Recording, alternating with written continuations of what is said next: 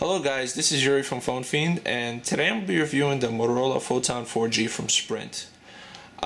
Just to really quickly just show you around the phone. It has a 4.3 QHD screen with a front-facing camera on the back, your standard speaker, and your microphones. On the side, you have your volume rocker and your dedicated camera button. On the bottom you have nothing. On the side, on the top, you have your micro USB port and your HDMI port. On the top, you have your 3.5mm jack and your power button. On the back, as you can see, you have your 8-megapixel camera and your dual flash. Another thing in the back we have is the kickstand. So you could pop that out and the phone just stays up. It's nice when you want to watch a movie, so you don't constantly have to hold the phone. Alright, so let's just jump right into the software.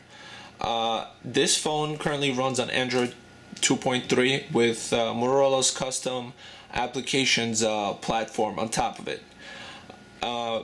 Before, Motorola used to have their own custom UI called MotoBlur.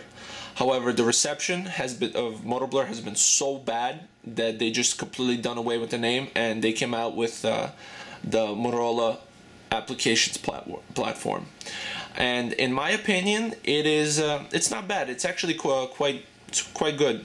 It looks pretty. It has some pretty cool functionality, and I gotta say, it's a huge improvement, definitely, 100%. Like you can see, you have your 4 dedicated buttons on the bottom. You have your search, your back, and your home, and your menu.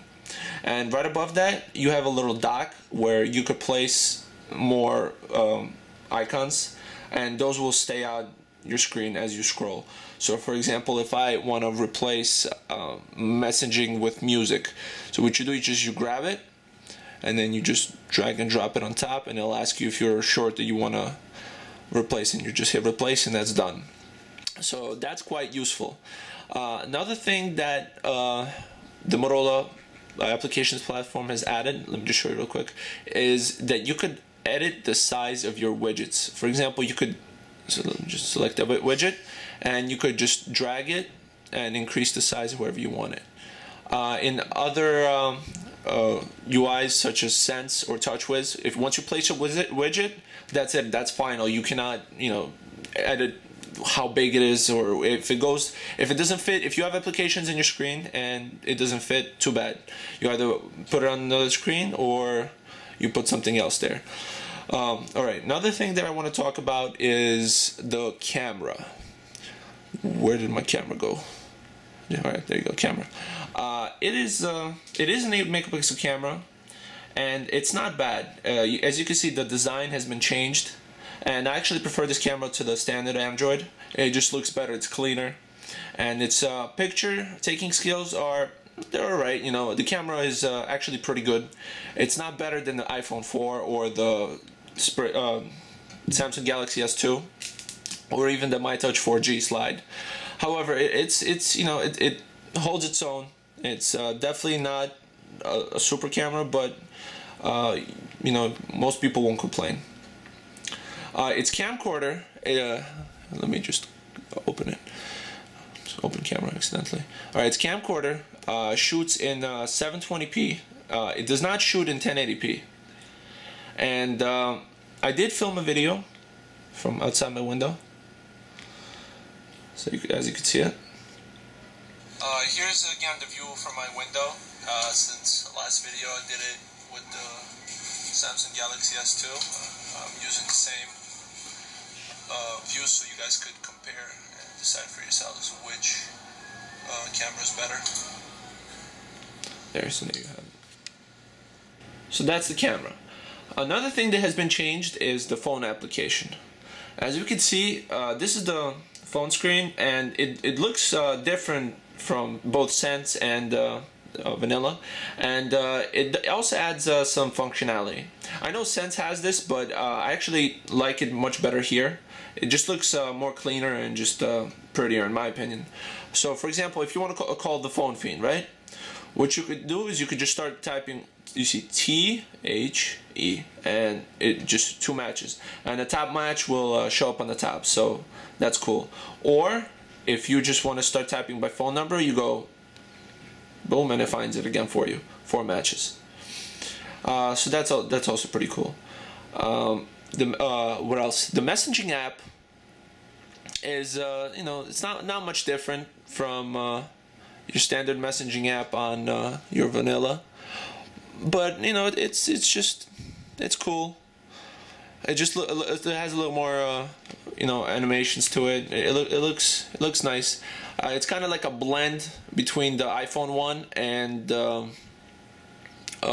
regular messaging application. The Gmail, your mail stays the same. Gmail is the same. Your gallery is different, along with your music. So both gallery and music will look like this. So you could select from My Library, Online, DLNA servers, or Friends. And in my opinion, the old gallery was much better. It was just prettier. The 3D gallery looks cool when you shift, like you turn the phone and it turns with you. The music application also, it has the same. It's just not as. I prefer the standard one.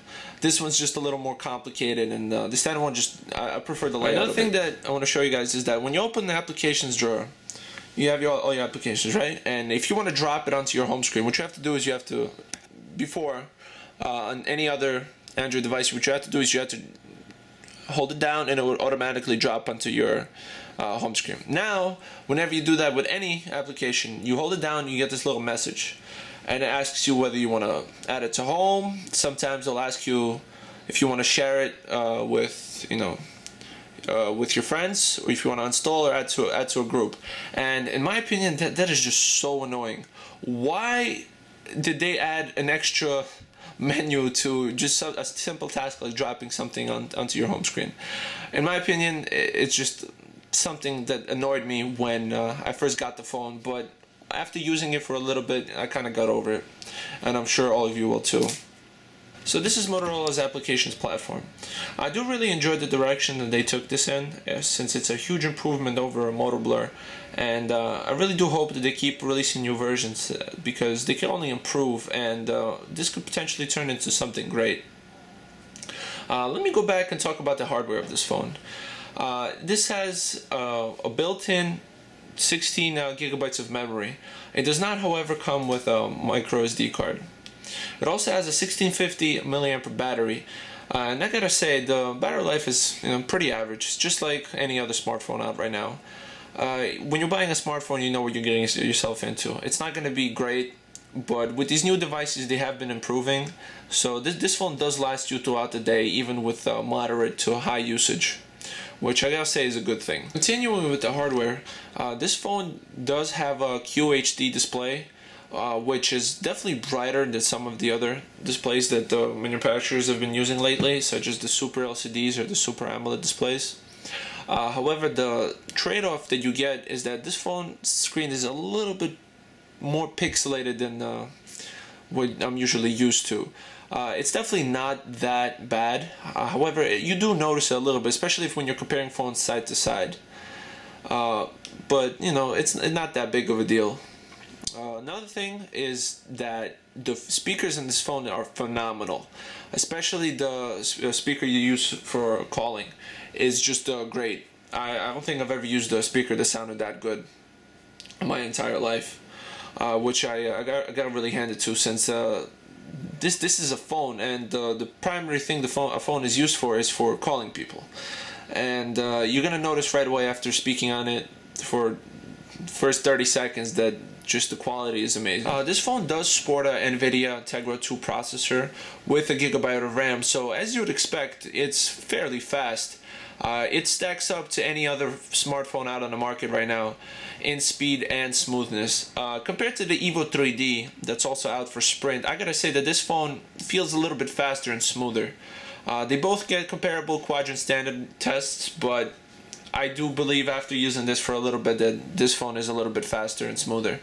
As you can see, I ran a quadrant just a few minutes ago, and I got a 2378, which is a very respectable score.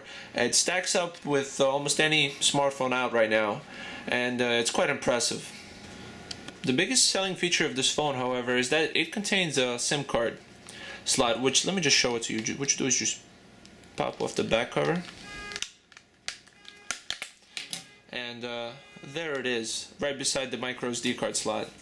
So what this allows you to do is that when you unlock the phone, you can run it on the GSM networks overseas. However, this phone won't run on any of the GSM networks such as AT&T or T-Mobile in the US, which is very unfortunate. The pricing of this phone is very fair, I would say. It costs $450 without a contract and $200 with a contract. However, some places I hear are selling it for $100 with a contract right now, which is a very good price, especially for a phone like this. This is a very high-end smartphone, and if you're interested in purchasing a phone, keep that in consideration. Comparing it to the HTC Evo 3D, I believe that this phone is better. It is faster and smoother, and I believe the only thing that the Evo 3D really has on it is that it's 3D functionality, but I do believe that it is not utilized as well as it should be at the moment. Maybe in a few years 3D is going to explode and they're going to be able to take full advantage of it. However, at the moment I don't think that it's that big of a deal. So only time will tell. So if you are considering between buying Evo 3D or this Photon, I do recommend the Photon. All things considered, I do believe that this is a superior device. And that's about it, guys. If you enjoyed our video, please comment, like, and subscribe. Thank you and have a good day.